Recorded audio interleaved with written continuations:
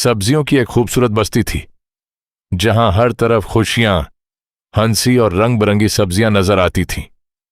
हर कोई अपनी जिंदगी में मसरूफ था, लेकिन इस खुशहाल बस्ती में एक ऐसा भी था जिसकी जिंदगी बाकी सबसे मुख्तलिफ थी।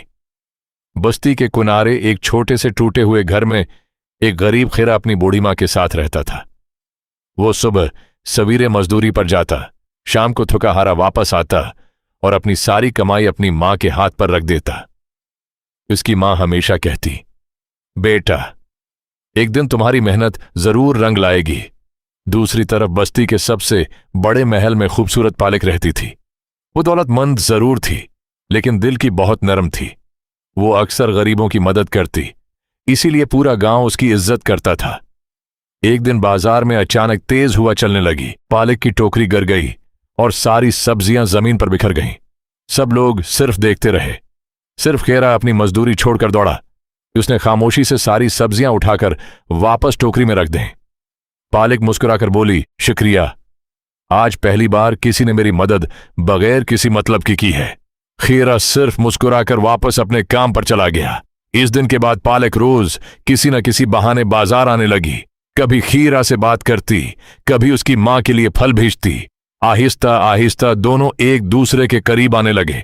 वक्त के साथ साथ ये दोस्ती मोहब्बत में बदल गई। ये सब दूर से बैंगन देख रहा था। वो खुद भी पालक से शादी करना चाहता था।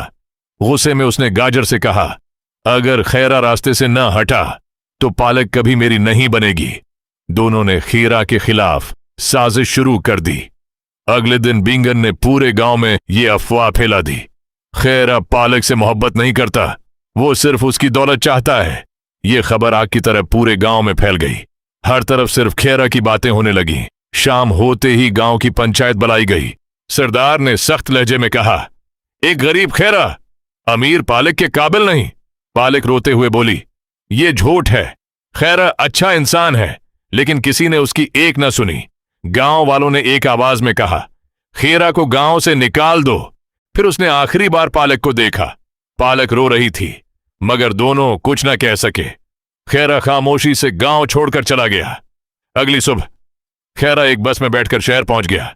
बस जैसे ही शहर में दाखिल हुई, खैरा ने खिड़की से बाहर देखा। इसके सामने ऊंची ऊंची इमारतें, बड़ी बड़ी सड़कें, रोशन बाजार और हजारों लोग थे। वो हैरत से शहर को देखने लगा। फिर उसने अपनी मुट्ठी मजबूती से बंद की और आहिस्ता से कहा, एक दिन मैं भी उस शहर में अपनी पहचान बनाऊंगा। क्या खैरा वाकई अमीर बन पाएगा? क्या वो वापस आकर पालक को अपना बना सकेगा? ये जानने के लिए हमारे चैनल को लाइक, फॉलो, शेयर और सब्सक्राइब जरूर करें।